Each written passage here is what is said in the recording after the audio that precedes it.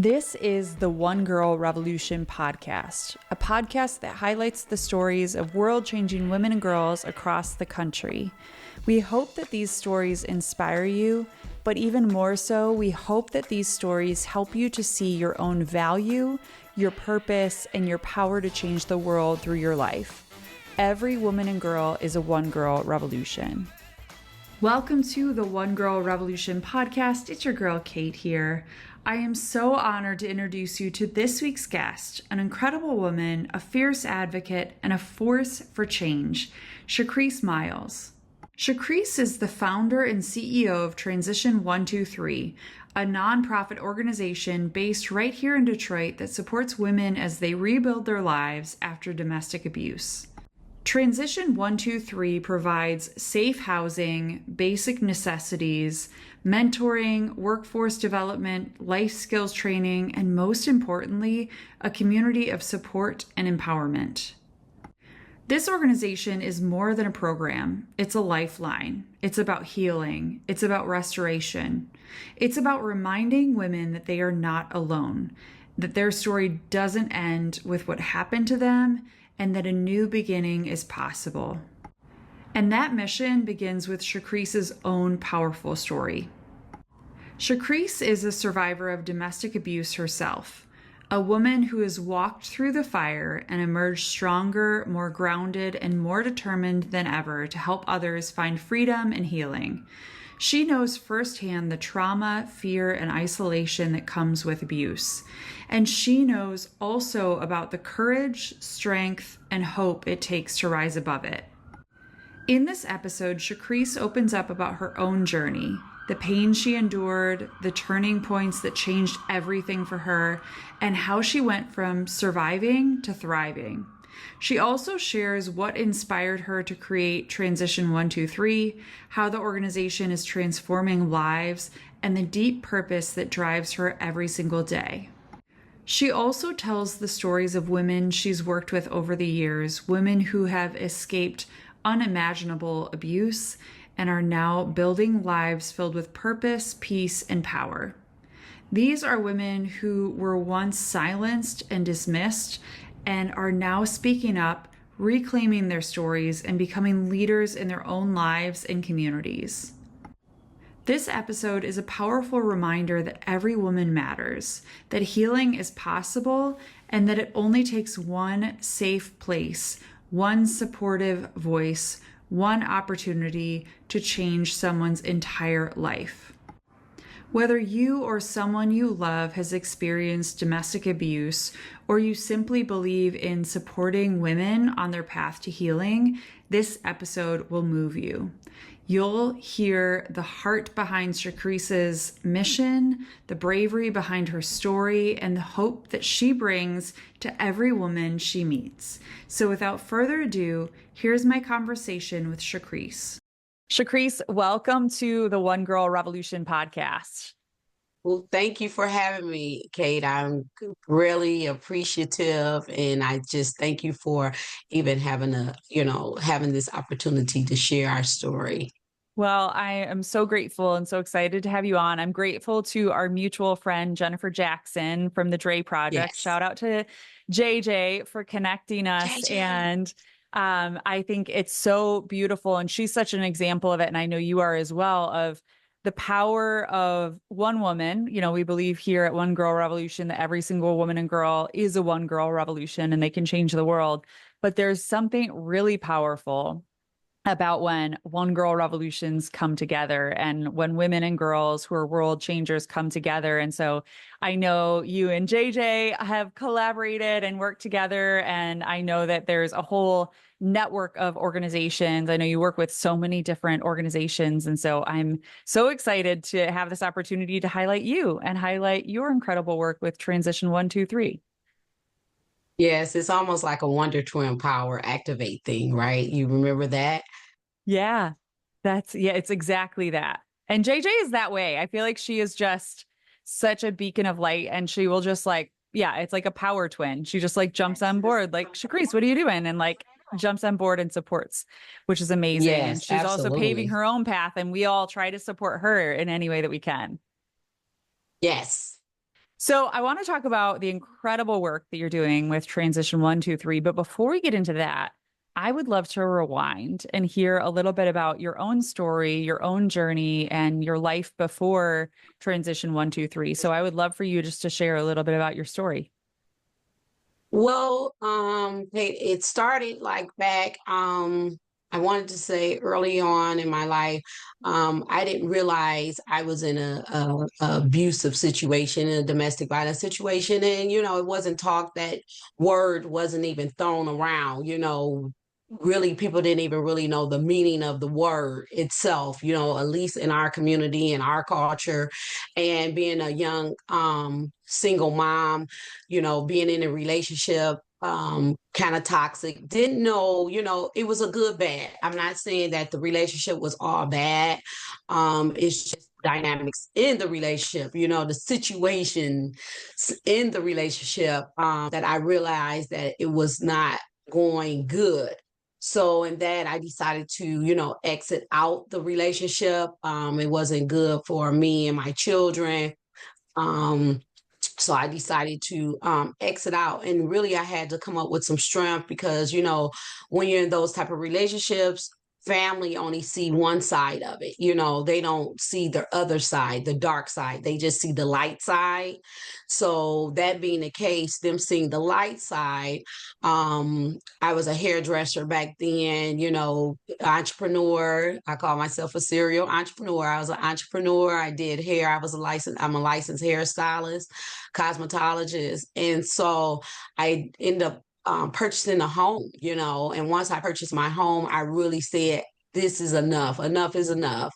Um, Measuring out, but kind of when they say hashtag why you stay, the hashtag why. Um, I was in a situation, I didn't come up with my dad in my home. So you want to give your kids another opportunity that you didn't have. So I endured a little longer because my goal was to give my children to have, their father in a home. But then I realized it wasn't beneficial, healthy for me. So at that moment, I decided to I decided not to leave because it was my home. So I just told him he need to leave. And, he laughed. And I said, I love myself more, and he laughed and however. And so he left, without any, problems or what have you. And when he left the relationship, we still were friends. We still raised the children. Actually, moving from there, I want to add something at the end of this, but I ended up getting married, and I had a vision from God, and he told me that it will be a phantom in the world. So at that time, life is really good, mortgages and people buying homes. And I'm like, well, God, what's that about? So he was like, well, I need you to come on this side of the world. So I'm like, okay, come to the light, Suzanne. So I come to the light, and he like, well, I need you to do some things. So my mom, was in rehab. And when she got out of rehab, in her oppositions and challenges, she graduated out the rehab program. So I started doing hair for women that was coming out the rehab program with Judge Lloyd. They had a rehab program at the 36th district. So I volunteered to do the women hair. And from that, I was hearing, all the women problems, that they were going through. So I started Transition 123, and God gave me the revelation of being out of bondage, your life in opposition to God was the arrows going down. The 123 was the phases that you'll take going up, in your life and in his will. So that's where transition was created, and the logo. And so I ended up getting married, and I told my husband, I'm like, oh, God gave me this vision. He like, what did he say? So I kind of talked him through it, and that's how the actual logo was created, because he was actually writing it as I was telling him what God said. So make a long story short, we ended up, we had a new remodel home because we had a house fire. and our children. I said, well, if God said I need to have a place for the women, maybe we can give them this. And he like, we just got this house rehab. Well, he was like, okay, if you believe in your heart, this is what God said, just living in the house for a year, from the rehabs and all the finished touches and all the glam in the house. He like, well, at least live in the house for a year. I said, okay. So that was the agreement. And then we end up looking for a new house. And I gave that first house to the organization and for the transitional program. And he was like, and my friends probably was like, this is crazy. Who does this? It's this guy. This might be the wrong husband, but he had nothing to do with it. He had nothing to do with it.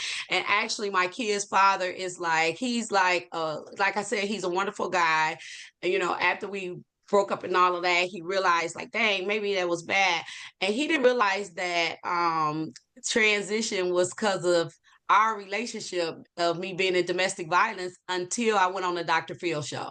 Mic drop moment on Dr. Phil. Yeah, so that's crazy. So that's the background of Transition 123. And so we housed our first individual around 2006. Okay, wow. Yeah, Yeah.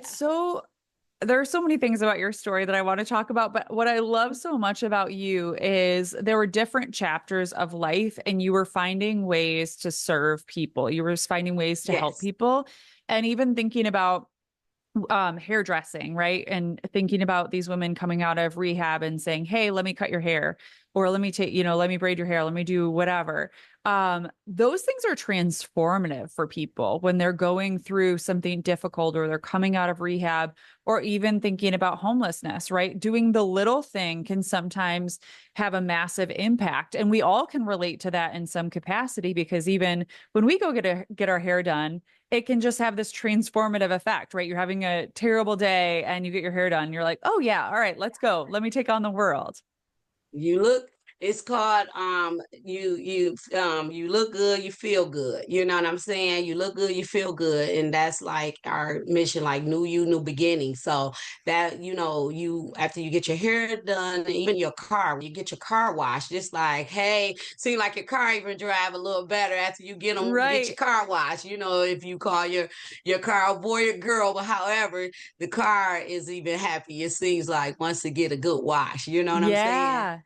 For Yes. sure. Yeah, it's those little things. But then so you're doing all of that. Then you start transition 123, which is so important because there's such a need. There is such a homelessness epidemic in our world. And a lot of times people think like, oh, it should be easy, right? Like move people into a house, find them housing.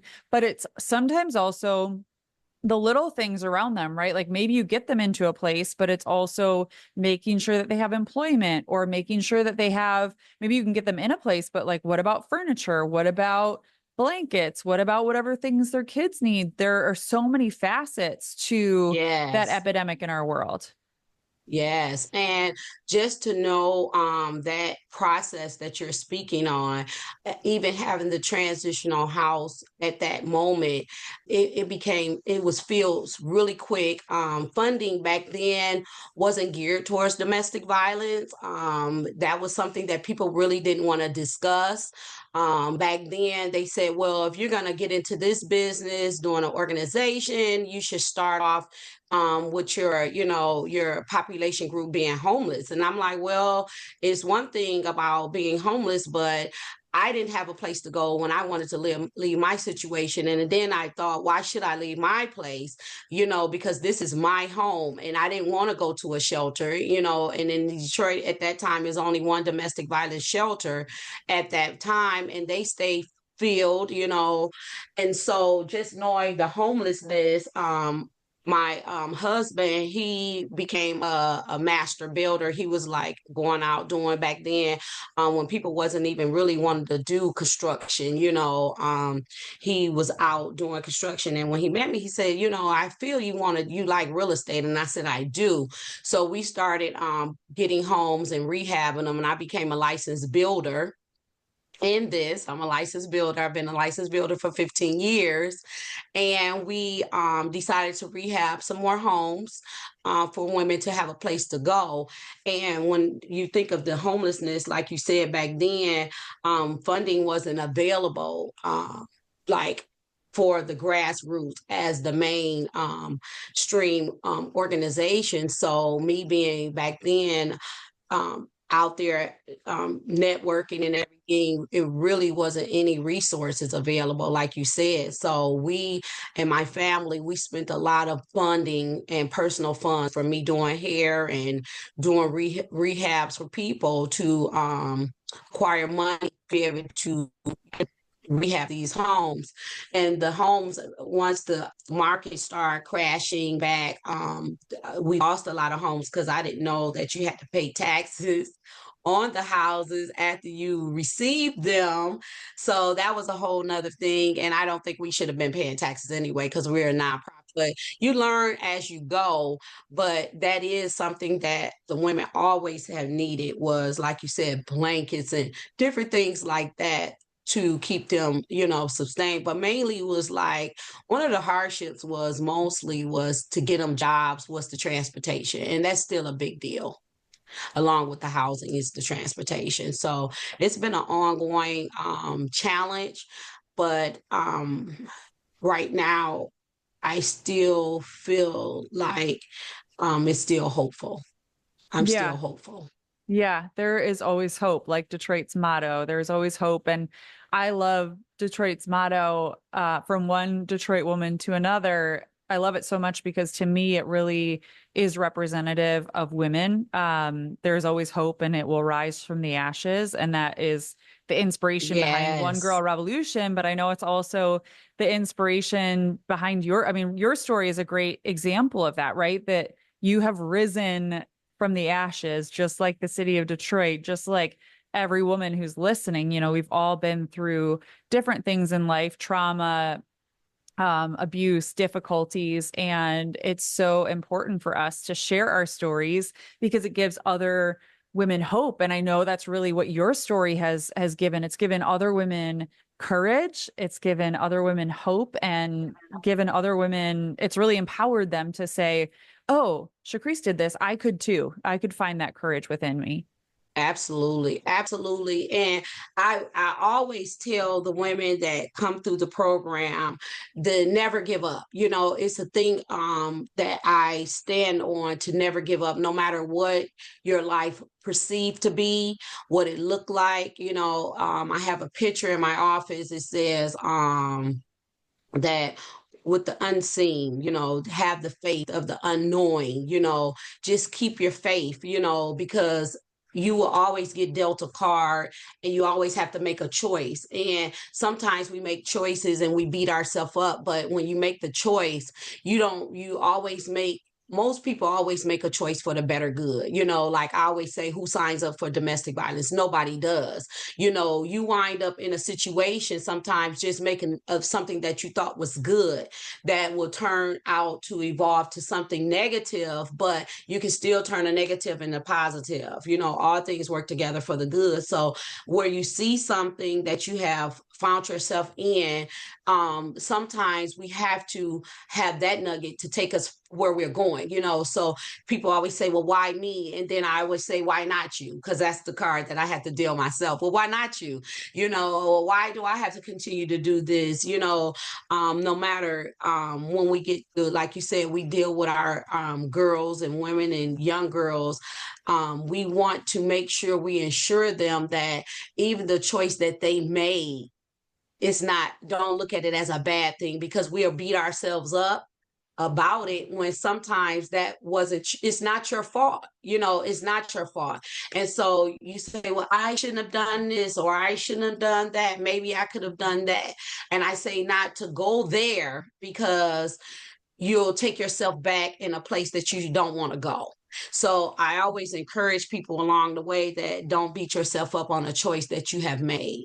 Look at it as a positive and not a negative, because we have to make choices, and that's how we get strong. That's how we evolve. If we don't go through something, we don't know really sometimes how strong we are.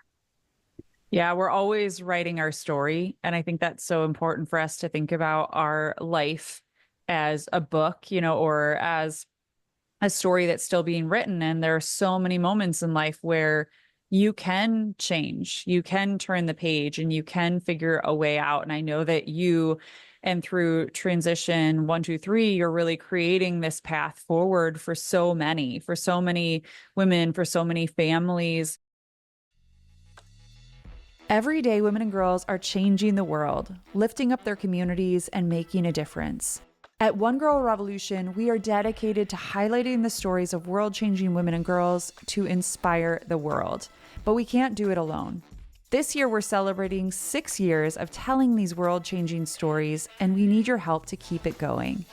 Become a monthly donor by giving just $6 a month in honor of our anniversary.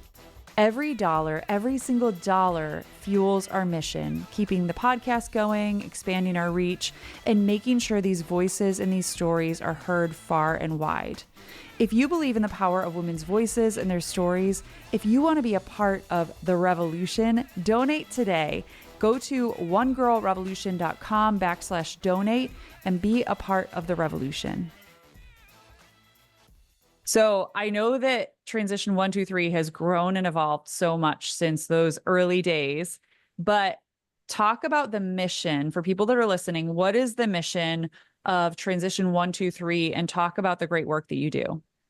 Okay, so transition mission, our mission is to cater to the disenfranchised women, to build them in all aspects of their life, like spiritually, emotionally, physically, spiritually. And we have the three-phase program. So the 1, 2, 3 is the three-phase program. Those are the three steps that we move the women into, like from the when they first come in. Our goal is to build their self-esteem, to build their self-worth, to make sure they evolve. Like we don't have like a cookie cutter program. We just make sure, we do, like when they first come in, we give them like client assessment, like what's going on with you, how can we help you, what's your need, not just, hey, this is what we do.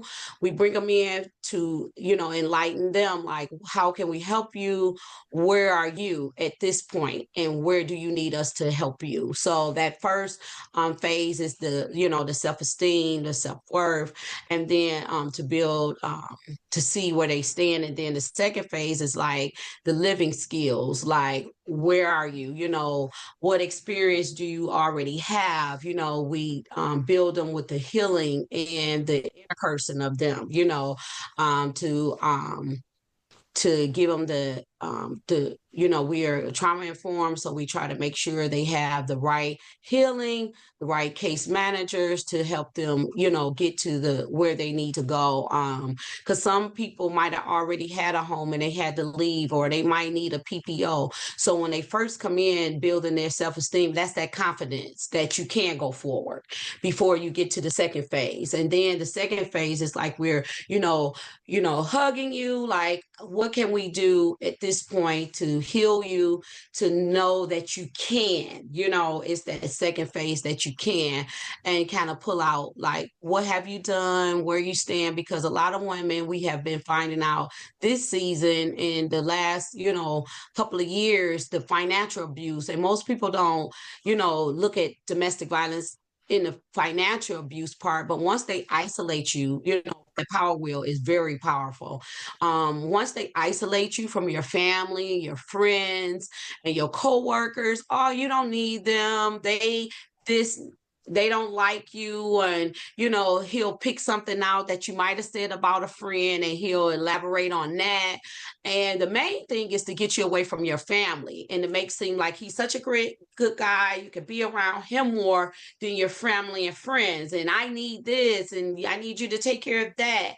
And so the financial abuse, a lot of them have had skills and worked, And then they find themselves being homemakers, and quote unquote, all girls and women want to be that one that stay at home mom or what have you. But then what they fail to realize in our culture now, he takes the bridge card and go get the groceries, or he'll take, I'll do the shopping, I'll do this. And that looks like a perfect world, for the most part, until you realize what is domestic violence.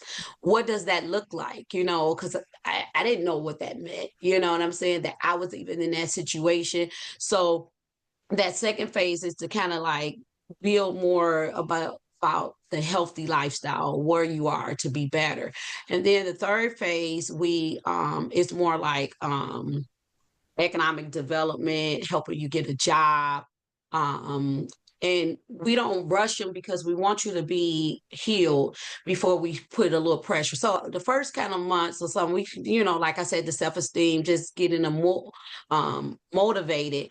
That economic development part is to help them get a job, see what their skills are, help them build their resume, add some things that they might have thought was important in their resume. And like I said, from the emotional abuse and everybody think when you hear domestic violence, it's physical. It's more emotional, financial than most people think, verbal. And that's the part that kind of knock you down, that gets you down and low. And so when you come out and you have to get a job and find yourself trying to take care of your kids, the kids don't understand, then they thought maybe where they were was good. I had my own room, I had my own toys, and now we're here, and mom, why did you leave? They don't understand what mom had to endure in that process. So the economic development is to get them where they need to go. We offer transportation and Uber and things of that nature to try to navigate that. The public transportation system is not so great because we want them, sometimes it depends on their situation, to have them out in the public.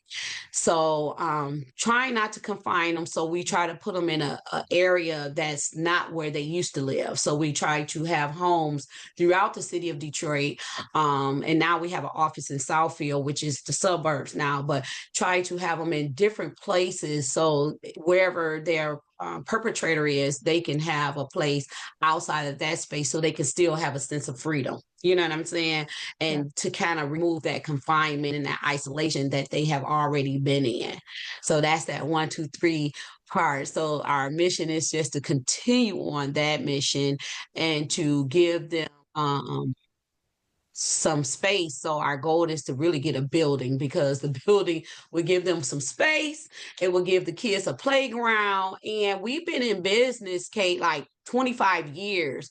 People say 25 years, maybe I haven't heard of transition 1, 2, 3, but we haven't been as visible because of the protection and the dynamics of the domestic violence, keeping them safe, because we kind of saw ourselves like the Underground Railroad, that we didn't even really tell the police officers, a lot of people, because it's a small world. So once somebody know, they can find out. And then, we got the internet, people can Google things. So that was a big deal for us to stay under the radar. So now we're being more visible. You might see our place cards, yard signs in the community. We have a crisis center now. So we've been evolving. So we have a crisis center that's sponsored by Department of Human Services, that women can come get showers and things of that nature. So actually, I saw one of your yard signs the other day, so I got all excited. Did you? Yeah, girl, I did, in Detroit. And so I was like, oh my gosh, this is amazing. So yeah, it's so complex with different organizations like yours, because you are dealing with real human beings who have been Yes. through some really difficult situations and or are still going through them, right? And I'm so glad that you talked about domestic violence in the way that you did, because I think all of us have ideas of what that looks like, especially seeing things in movies or TV shows, or we know of our own stories or other people's stories in our own families and communities. And until you've actually Yes. seen it or know about it, you don't really know how it can really play out. And it's not always physical. It is that isolation. And that's something that I've seen in my own community more recently and own family, even of different scenarios where, people are isolated away from their friends, their family, their usual things like you described, where it's like, oh, honey, I'll go to the grocery store and get things. But it's not always isolation. Sometimes it's, a husband or a husband doing a great thing for us, but it's like you can see how quickly people can be pulled into if once you've seen it, you can't unsee it. So it's like once you've seen a situation where someone's been isolated away from their friends and family, it's creepy and shocking how manipulative and I just schemy people can be. And even when you speak of that, Kate, like they used to come to the family reunion. Now they don't come to the family reunion, and they be like, "Oh, she just wrapped up in him," and blah blah blah, and they go on with their life, not really like she's over here like, "Hey," And then she's always, and then you have to always another sign is Kate, that I want to speak on before I speak on strangulation, is that reassuring when she reassured him to always trying to lift him up and always trying to make excuses for him. That's another form because she's always just not to get beat or smacked around or talked about at home.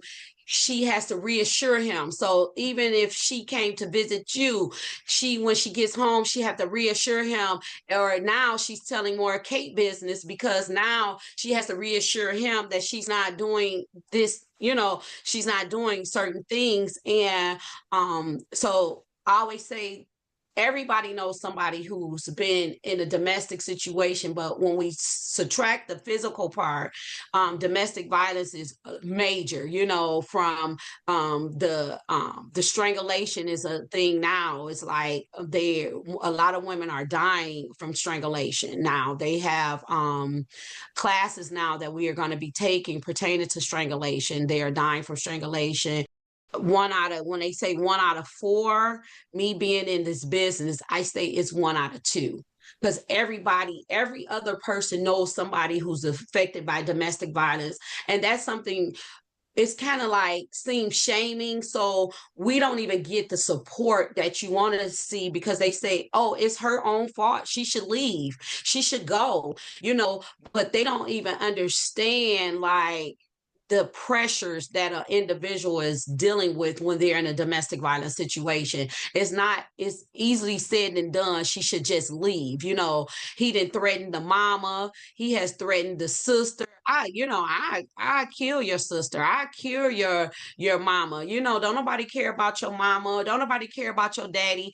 And after he taunt her, after a period of time, she starts to believe those things, and now she's like, oh, I don't want to leave because he's going to kill my sister. And then family members will say, well, she can deal, even if they know she's being physically abused, they'll say, well, she's dealing with it. Let her keep dealing with it. And it's not that she's dealing with it. It's just she has no other way, and then she's hopeless and, it's a really bad situation and most people don't see it. And we have worked really hard in this industry to teach the police officers, go to the churches, because they put the religion thing. We deal with that a lot. I just had a case. Oh, Jehovah doesn't deal with that, or deacon so and so can't do that. You supposed to be a woman of God, and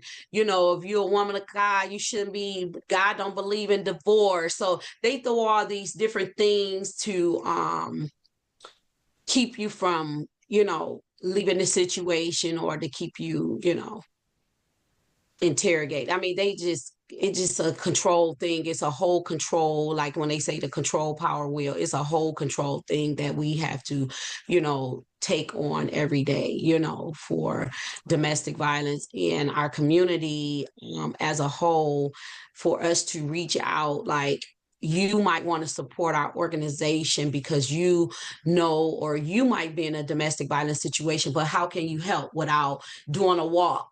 Or how can you help without, being seen to say that you're helping a domestic violence, agency? And first thing people think, oh, if you help domestic violence agency, are you being being domestically abused? And that's not the case, but we do know people that are dealing with that on a regular basis, like you said. So it's a growing industry, and most people don't want to talk about it until, like I said, the celebrities start talking about it or what have you. And even when I was featured on Dr. Phil, that was something that was amazing because moving from Dr. Phil and being featured on today's show, it was something enlightening that we have a campaign called Speak Not Beat. And the Speak Not Beat campaign is probably the poster that you saw. And Yes. that's just awareness. That's just awareness. We just need to say, let's talk about it, not beat about it, and even talk without offending. So that's a national campaign that we're really pushing this season, the Speak Not Beat. And when it comes to the housing, we're moving to the Bed Detroit program, which the Bed Detroit program is something that we move women in without a Section 8 or what have you to get them moved in and affordable. That's affordable within our own program. We can, rehab some homes and get them. So we really on another wave.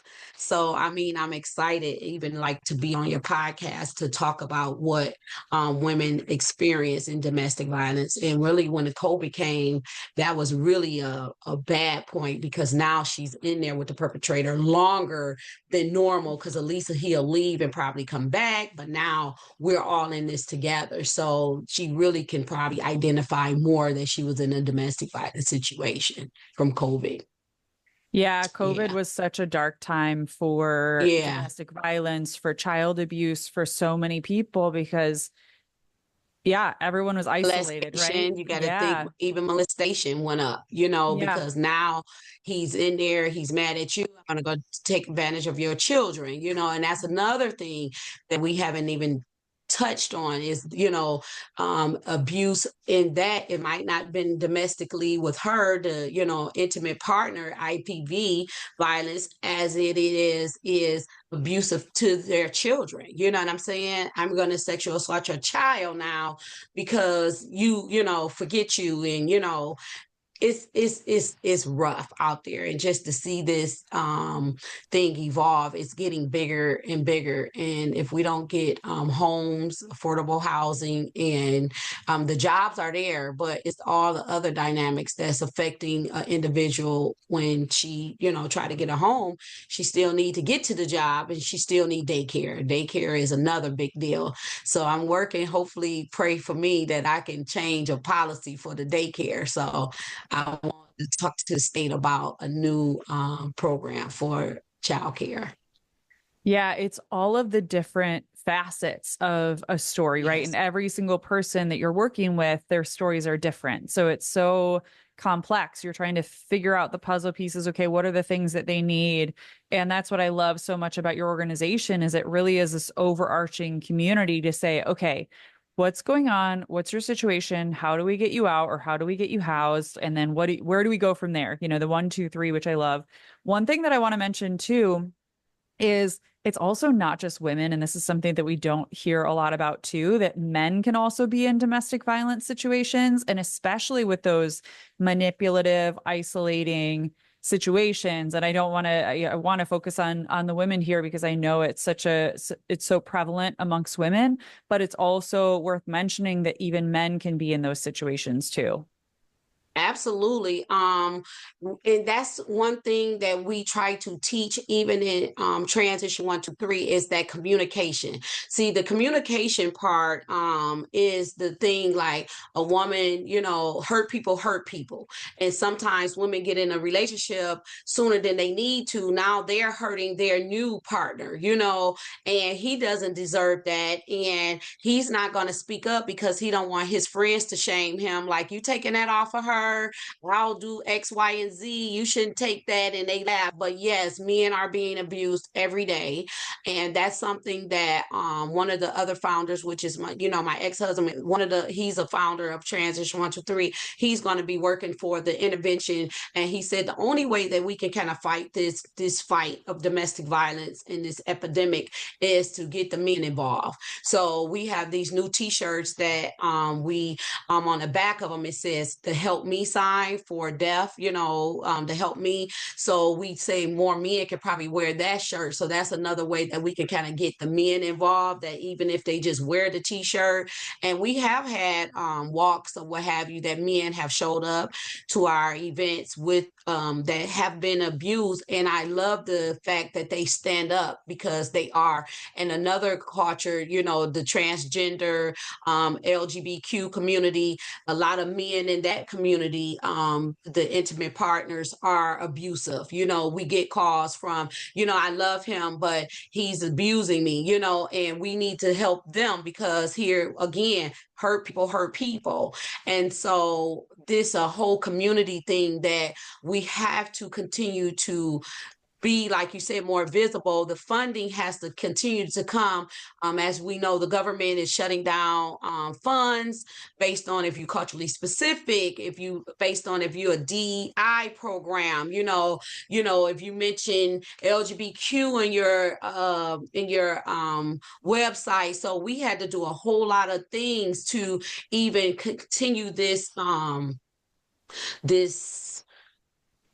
word, this goal for, to fight against domestic violence and homelessness. They kind of go hand in hand. That's one of the largest ways that people become homeless, is through domestic violence. That's one of the main scenarios and situations. But the men are fighting also, and we want to speak more to men and get men involved, because if we can get men involved, they can identify it. And the more I think we talk about domestic violence, the more the perpetrators can be more shamed. Like, are they talking about me? So I want to do the little campaign, say, who you, stop domestic violence. Because you say, who me? Yes, you, yes, you stop domestic violence. So that's probably going to be another billboard that you're going to see, I love it. so we can start pointing fingers like, stop, it's time to stop. Times to love each other and build a greater community through love, and not through, harming each other. Yeah. And that's along with the gun violence. I mean, it's just violence as a whole, that we have to, tackle. There is so much work that needs to be done in our culture and in our world. And it starts with each and every one of us, right? All of us need to be a part of this fight. And I love that you are incorporating men and people of all ages to stand up for our sisters and stand up for those who are in these domestic violence situations, because it takes all of us to change this in our world. Looking for stories of women who are changing the world? The One Girl Revolution podcast is your go-to for inspiration and empowerment. Subscribe today on Apple Podcasts, Spotify, or wherever you listen to podcasts, and never miss an episode. Let's celebrate the power of women together.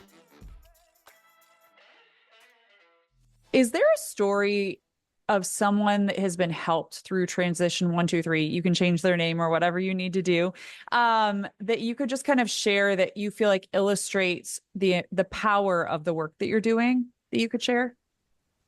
Yes. So I just had a client yesterday, and I was like, they always ask me, and even though I'm smiling today, most of my employees know that I am a crybaby. I cry. I am very dedicated. And when people say, boots on the ground, that's me.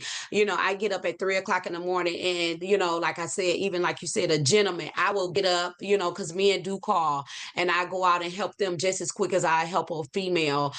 I'm a woman. But when I say I do have a favorite, and I won't mention any names, but have been there through the program, exited out the program, is doing well in the program, came in just on homelessness, ended up being in a domestic situation, found themselves in that situation, transitioned through the program, and is doing wonderful and great things.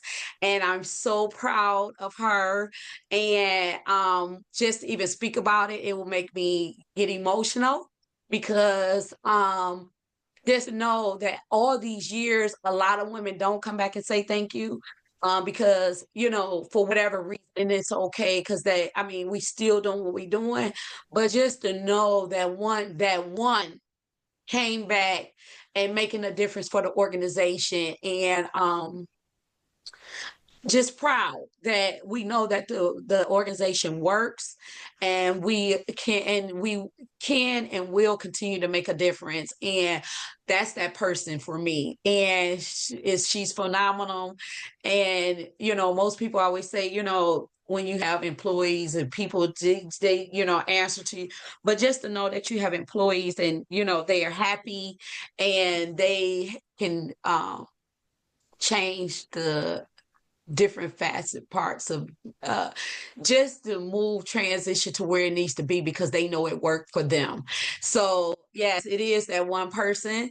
And just to know, I used to cry. I used to be bothered, Kate, because I used to tell my husband at the time, you do all this, nobody say thank you. I mean, believe it, as you have helped hundreds of women to know that to say thank you, but that one that it didn't matter because not only they said thank you, they showed it. So one of my slogans is don't talk about it, be about it. And she's being about it. And I'm proud. I'm proud of her. And I'm praying that we can get more funding to be able to be a blessing to the ones that's out here transitioning out, because we actually give any woman that transition out our program, we give them a 12-month follow-up visit, to keep ensuring them that we can support them as they continue to transition out the program. We help them along the way with any resources that we have to keep them from falling back into that homeless domestic violence situation. And even being in the program, the government say you can't require people to take courses and classes in the program. They're voluntary, but that's a downfall for grants, because if they come in a program, it's not about like control, because it's not a control, it's just required workshops that will benefit them.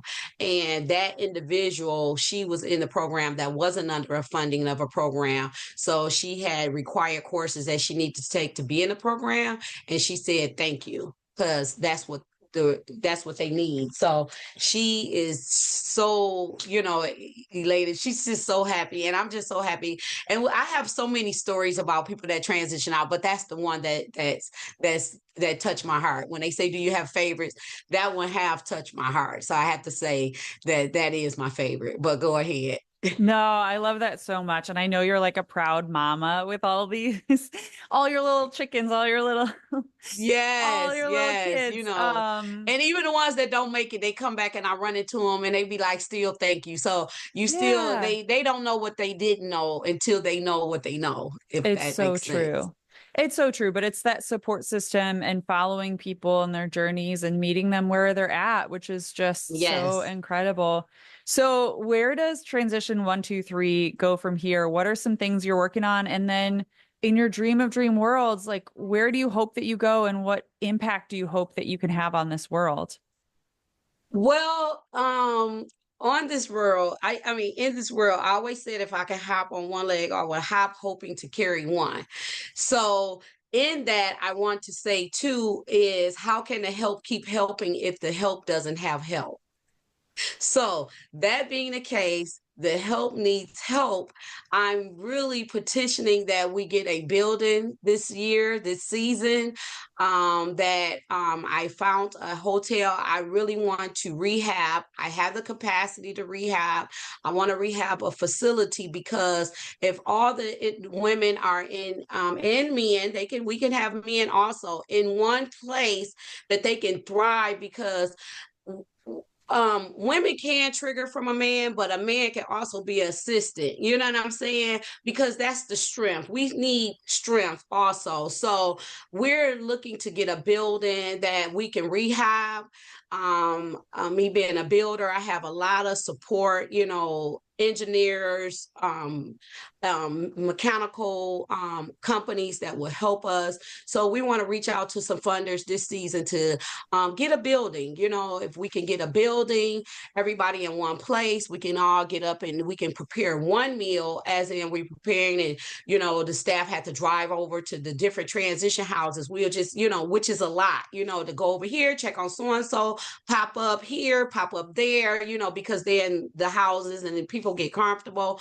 But if we just had a building that we can be able to, keep everybody in one place, that they can, go to the workshops, they can have peer-to-peer support outside of that one house. They can have a whole building of people that they can, find themselves in a greater place, another friend or what have you. So we're looking for a building where we can put on these different workshops, have space where we can have daycare in the one spot, that she don't have to go and drive and find a spot. She can get up knowing that she has a place that she can drop her child off that day, that morning. She knows she has food. The kids know they have a cafeteria where they can eat. So I'm spearheading that, with all the shuffling of the paper. I'm pulling back from the shuffling of the paper to get out into the trenches to see how a funder or somebody that can really assist us this year with a building that we can actually make a difference for affordable housing, and they can stay there a lot longer to make sure they get themselves together, if not permanent. Yeah, that's incredible. And I know that people that are listening, if they have connections, whether it's with a building or other support, and we talk a lot about how like corporations could sponsor, a portion of the house And or get a whatever. tax write-off. Y'all can get a tax Yeah, write-off. totally. There's so many different ways that people can get involved and support the great work that you're doing. So on that note, obviously people can donate to the organization. People can step on board to support you Volunteer. getting a building. Talk about all the different ways people can get involved and support the work you're doing. Yeah, so people can get involved. We are always seeking volunteers. We need volunteers to put out them yard signs that you've seen out there. We have hundreds of them. We need to put them out in the community. They can get involved. They can come and work and do things at the crisis center. They can donate a van. We need a van because, to be able to, get the women and pick them up and get them where they need to go. Also, they can, we have Cash App, we have Zelle that they can give donations, just that $5 donations. $5 can go a long way to keep our phones on, to make sure somebody have some food, because the government doesn't pay for food. They need food. So we definitely want people to participate. We have a I Love Me program that's coming up, event coming up in August, that will be coming soon, and they can come out and volunteer with setup and different things like that. It's a free program to the community to build self-esteem. We have self-esteem workshops and hands-on life skill, hands-on crafts, arts and crafts. So, and we look into next year to be our 25th annual, 25th, celebrating 25 years. So we looking for donations for that. We want to do it big. We want to make sure everybody come out and just support the organization as a whole. And just to even come in the office, just to see your faces come through, just to encourage the women. And if you get certified, they could go over to the transition house and have conversation with the women, to make sure sure, that they can engage and have somebody that they can call on as a mentor, somebody positive that can be in their life. So it's many ways that you can come in and support the organization, even us rehabbing houses. If you have a gift to rehab, we do need repairs on our houses. We do need painting going on at all times. So, it's a lot of ways that people can get involved, but definitely give your monetary donations because they go a long way. Even that $5, like I said, for, reoccurring is something that we are looking forward to keep the doors open, and our doors never been closed. So we want to keep the doors open. So I really thank you, Kate, for this opportunity, because we out here striving. We out here making a difference for sure. Well, and as everybody who listens to this podcast knows, that this is just the beginning, Chacrice, that we're going to stay in touch with you, and One Girl Revolution is going to find ways to continue to promote everything you have going on. We don't just have people on this podcast. You're now a part of the sisterhood. And so we're going to continue to follow everything that you're doing and support it and promote. I was just writing down notes about your upcoming campaigns, and we want to jump on board and support in any way that we can. And like I shared with you before, we will put your website, your social media links, all the different ways that people can get in touch with you in our show notes. Kind of a personal question for you is, if you could get to the very root of why you do what you do every single day. I know some days are really joyful. Other days, like you said, you're getting up at 3 a.m. and hustling all day until the wee hours of the morning to sleep for, I don't know, an hour or two. It seems like you don't even sleep because there's so much work to be done. Yes. But what is the driving force for you? What is the root of why you do what you do every single day and why it's important to you?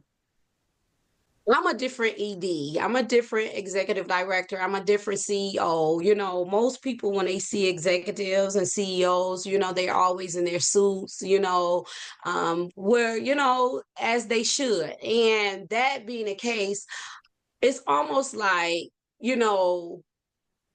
I always had a dream. I was a young girl, raised by my grandmother. And I just feel like, if you're going to be here in this world, what can you do to make a difference? You hear people complain or what have you. I think, as you know, my voice is very bold. I think the get to the root of everything, I think God gave me a voice. Um, it's very distinct. I don't care where I go, people know my voice. I think God gave me a voice, and just for you inviting me on this podcast, I feel that He gave me a voice to get to the root, to speak for the people who can't speak for themselves. So it's a lot going on out here, but a lot of people don't know how to articulate. They don't know how to speak up for themselves. Some people are shy. Most people that are in handicap, they deal with domestic violence because they prey on people with disabilities. You know what I'm saying? I just believe, to get to the root, I'm somebody who can speak for the underdog, who the person who can't speak for themselves. I'm willing to take on the task to speak for them, because I fear nothing but God, and I'm not fearful. Just like if people, they can find me. I'm in the community. I'm not going to stop doing what I'm doing, Kate, because I'm willing to stand for the one that haven't been able to, that's deceased now, that can't speak for themselves, the ones that's living that can't speak for themselves, and the ones that want to get out that can't speak for themselves. I'm going to speak for them. So if they reach out and call, the saddest part for me is when they call, I don't have a place for them to go. That's the saddest part for me. So that's the route that I decided that I know I can push for grants, and I know I can write them, but I need to get in the trenches in the city and petition the mayor and the governor and people to give me these homes so I can rehab them and get places to go and live healthy, and they can get jobs, and we can have better communities with everybody happy again.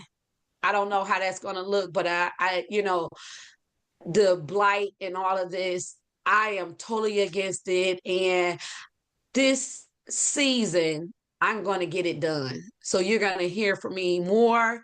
I'm going to be out here, and I won't be having on my suit and tie, my Girl, button-up shirt, and my transition jacket. I'm going to be out here in the trenches getting it done because people need a place to go. you People need to have healthy households. People need to have their children a place that they can run a bath for their child. Chacrice, you are a one girl revolution. You are changing the world every single day through your life, through Thank you, your work. Kate. Who is a one girl revolution in your life? Who is a woman or girl that inspires you? The woman or girl that inspires me is my mom. My mom was, her name was Deborah, and she was phenomenal. You know, heroin was her drug of choice, but you would have never known because when she passed away, how it was like a Rosa Parks funeral. My mom had the whole community. I mean, she taught the men, she taught the boys, she taught the girls, she taught the children. She left everybody with a nugget that when she left up out of here, even the preacher that preached about her, he said, if y'all can get her down pack, y'all going to heaven. He was like, I mean, she gave her last, no matter how her situations was, she made the best out of everything. So when I say I'm a solutionary, don't come with me with an excuse because it's a solution for everything. And that was my mom. And she took care of the elder. She didn't if she didn't have a car, she got to the store, she cooked for people in the community. She did everything she could. You know, she invented stuff to make a difference. And I just stand to say, she would have been that Harriet Tubman. She would have been that one. And it's a lady named Ann McNeil of Women, National Association of Black Women in Construction. Miss Ann McNeil, she would have been that. My mom would have been an Ann McNeil, you know, outside of, you know, the drug, but she still made great with the drug. So that's why I say people can't come up with excuses because even in that, she was still phenomenal. So being phenomenal, no matter what that hindrance was, she pressed through. You know, she pressed through her opposition, you know, her adversity. She pressed through. And so that's me. I press through and I never give up. So even on them dark days, like you say, even when I fill out these timesheets, they say she ain't stay up 11 hours. She ain't stay up 14 hours. But I beg the difference because I have people to represent that. Sometimes I don't get any sleep, Kate, but it is what it is. God got me here for a reason. And whatever that reason, that purpose he had for me here on earth, I'm going to endure it to the end, you know, until my time is up. I'm going to give all that I can for the cause that he has placed me for. You are such an example, and your mama's legacy continues on through your work and through Transition 123. I know that she is such a proud mama of everything that you're Yes. doing, and yeah, shout out to all the mamas. I love when women on this podcast honor their moms. Last question for you, Chacrice, before I let you go. I always end this podcast on this question, so I'd like to ask you, if you could leave women and girls around the world with one message, what would it be? Never give up. Never give up. Because it's always something on the other side. My best friend, she sent me this picture, and one of my favorite pictures was two of them. It's the guy, Tori, I think it's Corey, that he climb mountains. He don't have any legs and any arms, and he climb mountains. So whenever I say you think you got oppositions, Corey have no legs and no arms, and he can't climb mountains. And the picture that my best friend have given me is this picture of a man, and he's in a mine, and he has this, you know, this axe, and he's, you know, tilling, trying to get through the tunnel, and he had like one hit to hit the diamonds, and he turned around. I always say just never give up because the diamonds is on the other side of that one hit. So if you just keep pursuing, no matter what it seems to be, lean not to your own understanding, always trust God, and trust knowing that the unseen, that the diamonds is on the other side. So never give up, no Hmm. matter what it looks like. So powerful, and just keep going. And you are such an example of that, Chacrice. Thank you so much for being on the One Girl Revolution podcast. Thank you for being you, and thank you for all the incredible work that you do. Yes, absolutely. And thank you for having me. I know it's been kind of trying to get a of me, but I thank you so much for your persistence, Girl, we because did it's it. just been kind of challenging, but I'm grateful and I thank you for having me for sure. Girl, you're changing the world. I'm just gonna keep knocking. That's what happens a lot of times with these interviews, because you're so busy changing the world. And I don't believe in coincidences, though. So I think it was the perfect time to have you on. So thanks again for being on. And I can't wait to Yes. continue to follow everything that you're doing. Thank you. And thank Jennifer also. I appreciate her. Yeah, I'm gonna shout have to out to send our her a girl, thank you. JJ. For more from One Girl Revolution, to listen to all of our podcast episodes, watch our Emmy-nominated documentary series, follow us on social media, donate to our nonprofit organization, and more, please visit onegirlrevolution.com. That's the number onegirlrevolution.com.